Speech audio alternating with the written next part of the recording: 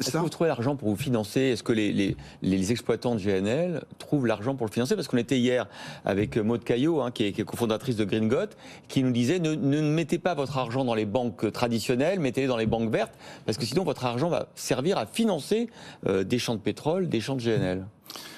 Le GNL, le gaz, c'est une énergie de transition. On ne peut pas passer, d'un monde qui dépend à 80% des énergies fossiles, qui est notre monde aujourd'hui, et ce pourcentage ne recule pas, à un monde sans énergie fossile du jour au lendemain. Il faut une énergie de transition.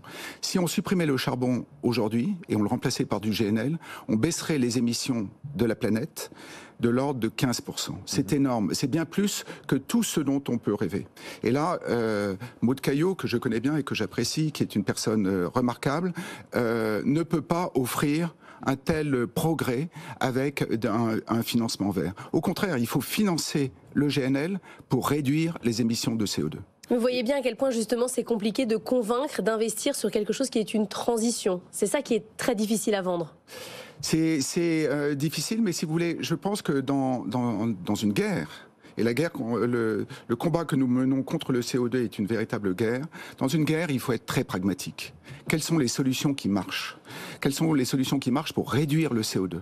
Et la solution qui est à portée de main, immédiatement, c'est le GNL. On travaille sur d'autres choses. GTT, on travaille sur l'hydrogène. On travaille sur la capture de CO2. On va faire un démonstrateur qui va permettre de capturer les émissions de CO2 sur le navire. On travaille sur l'ammoniac, un combustible qui ne génère pas de CO2. On travaille sur beaucoup de choses. Mais dans l'immédiat, pour permettre à ces solutions de devenir mature, il nous faut une énergie moins polluante, c'est le gaz. Et vous y parvenez à financer les usines, les infrastructures pour justement arriver à avoir le niveau de GNL dont on a besoin? Alors aujourd'hui, il y a un vrai problème. C'est une usine de liquéfaction, c'est selon la taille, 10 milliards, 20 milliards, 30 milliards. Bref, l'unité de compte, c'est la dizaine de milliards. Ouais. Donc les développeurs de ces usines de liquéfaction veulent des engagements à long terme de la part des acheteurs, les énergéticiens.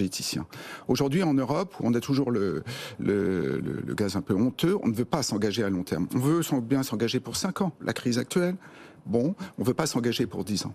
Mais s'il n'y a pas, ou 15 ans, s'il n'y a pas ces engagements, il n'y a aucun moyen pour les développeurs de dire je prends le risque de développer, d'investir 30 milliards sur une usine de liquéfaction. Et donc on va manquer de gaz ?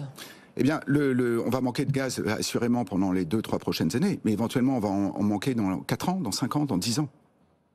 Merci beaucoup Philippe Bertherotière, PDG de GTT. Je rappelle, 300 millions de chiffre d'affaires, 500 collaborateurs, c'est une belle boîte, Jean-Marc Daniel. Oui, tout à fait.